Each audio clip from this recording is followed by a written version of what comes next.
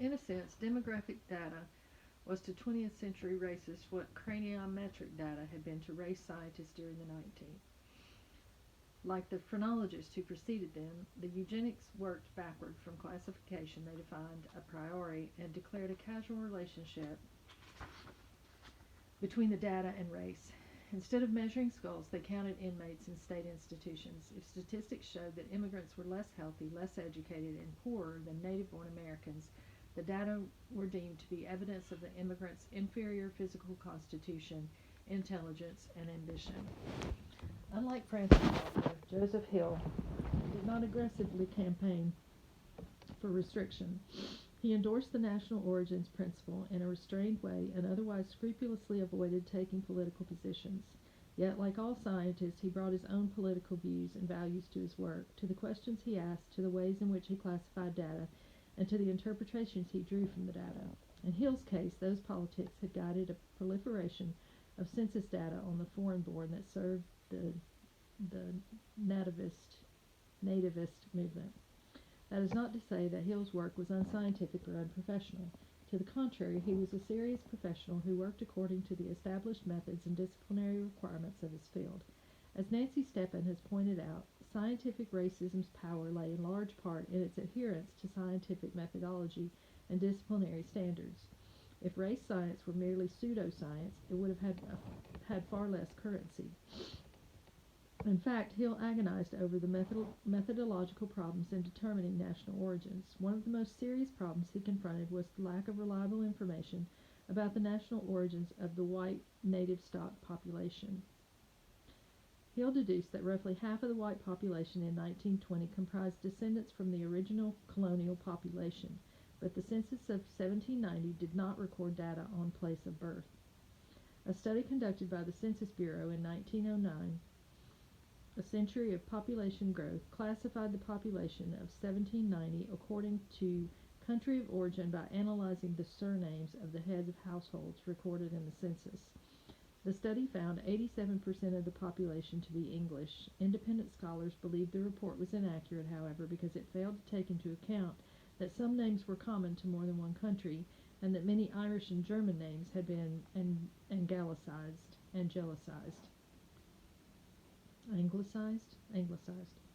It omitted Scandinavians from the national composition altogether. Hill also believed the report was of questionable value. Nevertheless, Hill decided to use A Century of Population Growth because no other data existed. But Irish, German, and Scandinavian American groups criticized the report and lobbied Congress that the calculations in the Quotas Board's first report slighted their populations.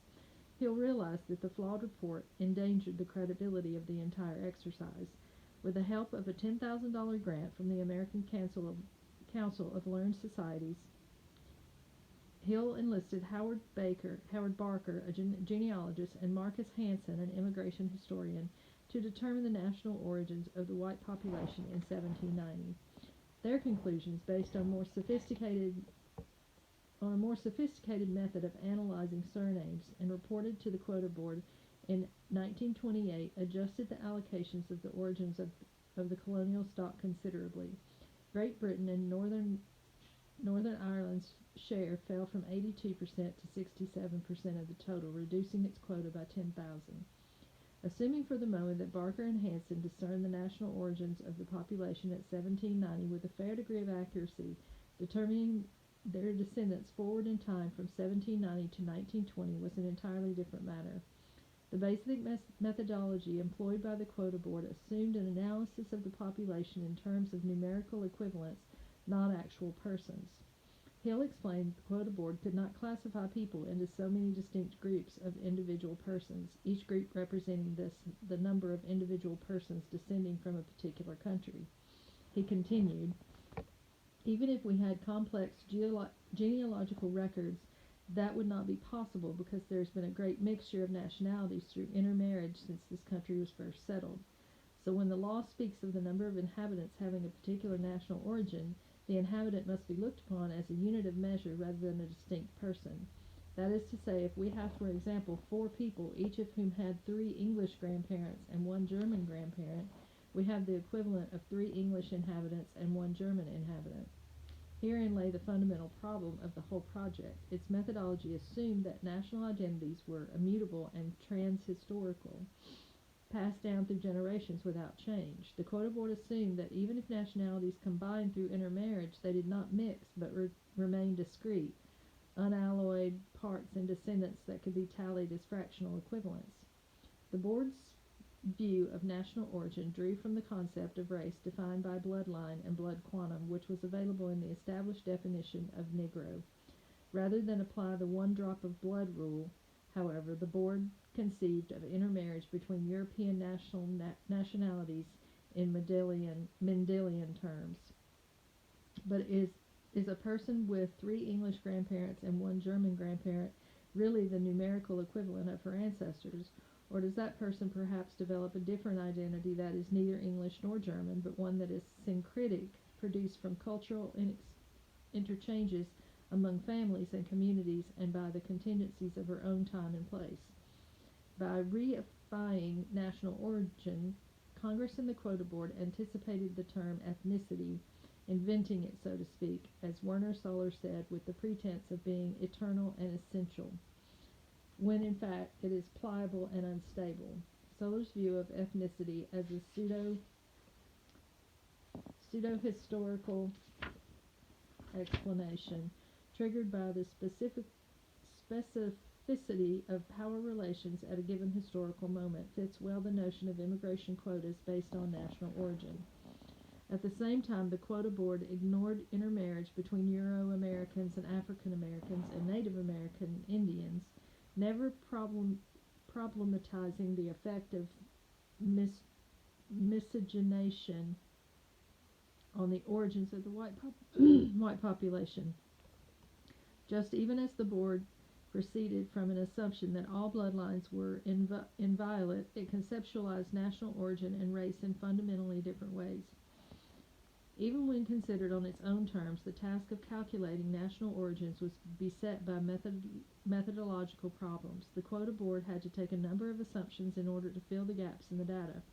Hill acknowledged that his computations involved rather arbitrary assumptions, some of which did violence to the facts, most serious and surprising in light of Hill's long-standing interest in immigrant fecundity. Of these was his decision to apply the same rate of natural increase to all national groups. Hill also weighed the population figures for each decade, giving each earlier decade greater numerical importance than the succeeding one to allow for a larger proportion of descendants from earlier immigrants. The net result of these assumptions tilted the numbers toward the northern European nationalities. Even Hill expressed concern the entire exercise rested on so many assumptions that the conclusions might not be viable. Ultimately, he rationalized that errors in the process would not significantly affect the outcome, because the quotas represented a ratio of 1 quota slot to 600 people. Hill said a deviation of 60,000 in the population of any nationality would alter the nationality's quota by only 100. As Hill prepared the Quota Board's third report in 1928 and early 1929, the political atmosphere was contentious, and the implementation of the quotas, already twice postponed by Congress, remained in doubt. In 1928, criticism over the hardships wrought by restriction mounted. YMCAs, church congregations, and the League of Women Voters petitioned Congress to admit families who were able to join men who had immigrated before 1924 because their quotas were oversubscribed. Political controversy intensified in the fall of 1928 when Herbert Hoover campaigned for president on a platform opposing national origins as a basis for the quota system. As Secretary of Commerce, Hoover had signed off on the Quota Board's first 2 reports, but as criticism of national origins grew, legislation repealing the quotas gained support in Congress. Worried about losing political support among German and Scandinavian American voters in traditionally Republican Midwestern states, Hoover claimed the national origins quotas were impossible to determine accurately and without hardship. Observers noted that Hoover's Democratic rival, Al Smith, opposed the quotas in the North while favoring them before Southern audiences. In February 1929, the nativist lobby stepped up its own efforts, mobilizing mass petitions to Congress from the American Legion, the Grange, and the Daughters of the American Revolution. On behalf of the patriotic societies, John Trevor and Demarest Lloyd took out a series of advertisements in the Washington Post defending the national origins basis as the only one that does not discriminate for or against any nation, and exhorting members of Congress to stand firm against the efforts of hyphenates who would play politics with the nation's bloodstream. Critics continued to lobby Congress that the national origins quotas were inspired by bigotry and based on a method that must be carried out by deductions, conjecture, assumptions, guesswork, and arbitrary means. Hill knew that the political opponents of national origins quotas would seek another postponement in order to work for the law's repeal. Congress had accepted the principle of national origins as fair and non-discriminatory, but the claim to fairness would evaporate if the quotas could not be accurately determined. Hill presented the quota board's third report to the Senate Immigration Committee in February 1929. Although the first two postponements were valuable, Hill testified, the present computations are as near as we can get on this matter of determining the national origins practically. S. W. Boggs, the State Department's geographer and secretary for the quota board, similarly told the Senate committee that the whole quota is affected by an element of error, but that the results are practically as good as they can be made.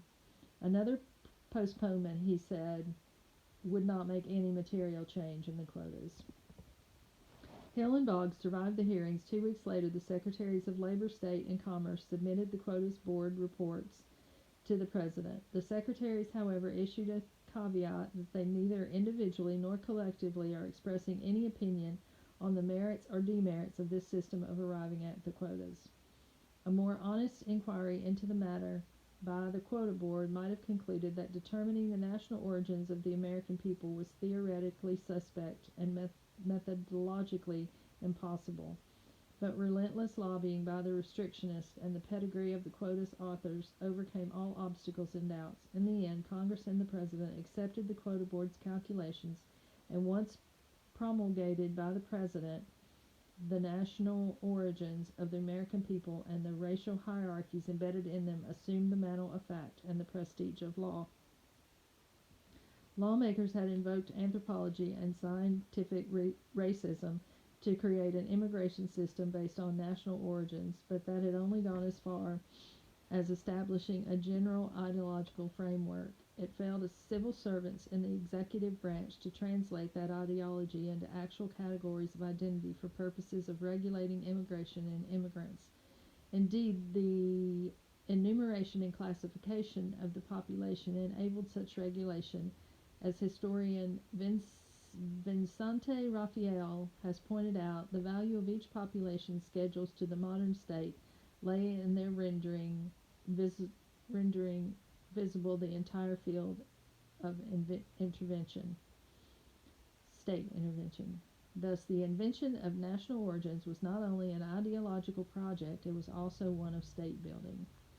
Sociologist John Torpy points out that nationality is a legal fact that to be implemented in practice must be codified and not merely imagined. While citizen is defined as an abstract universal subject, the citizenry is not an abstraction, but in fact a collection of identifiable corporeal bodies.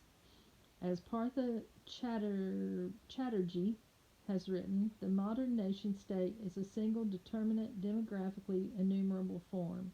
This is part of the logic of the modern regime of power, which pushes the process of government in the direction of administration and the normalization of its objects of rule.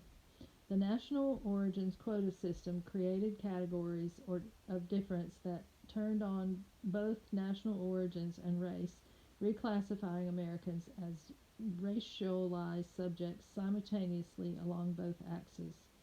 That racial representation of the American nation, formalized in immigration quotas, produced itself through the further deployment of official data. The process of legitimation was evident in Joseph Hill's last monograph, Composition of the American Population by Race and Country of Origin, written in 1936. Hill's analysis derived from the racial constructions embedded in an immigration policy as it had evolved during the 1920s. It also reflected the distance Hill had traveled in his own thinking after noting that the population of the United States is almost 90% white and almost 10% Negro, and that 68.9% of the total white stock in the United States derived from Great Britain and Northern Ireland, the Irish Free Republic, and Germany. Hill mused about the future of the composite American. That if population he speculated that if immigration were to be completely cut off, the foreign-born element of the population would disappear within 75 to 100 years. Perhaps after another 75 years, the native population of foreign parentage would disappear. The white population would then be 100% native white of native parentage, he said. Its composition by country of origin would not differ greatly from that of the present white population, but with the intermingling of national or racial stocks in the melting pot, it would be a more homogeneous population. Few persons could then boast of unmixed descent from any single country or people. Joseph Hill readily assumed that the composite American would be white. The colored races had no place in his vision of the American nation, whether through intermarriage or by inclusion in a pluralist society. But if the elision of America and white was a predictable articulation of contemporary race thinking, Hill's assertion of a white American race represented an evolution in race ideology. Hill had rehabilitated the old trope of the melting pot, but with a new twist. Traditionally, the idea of the melting pot was based on cultural assimilation, the Americanization of immigrants from diverse European backgrounds through education, work, and social advancement. Nativists rejected that idea in the 1910s and the years immediately after World War I in favor of theories that emphasized race purity. Congress and the Quota Board invented national origins that paradoxically upheld both the inviolate nature of racial bloodlines and the amalgamation of the descendants of European nationalities into a single white American race. Hill, prese- Hill presently imagined that one consequence of restricting European immigration would be the evolution of the white Americans.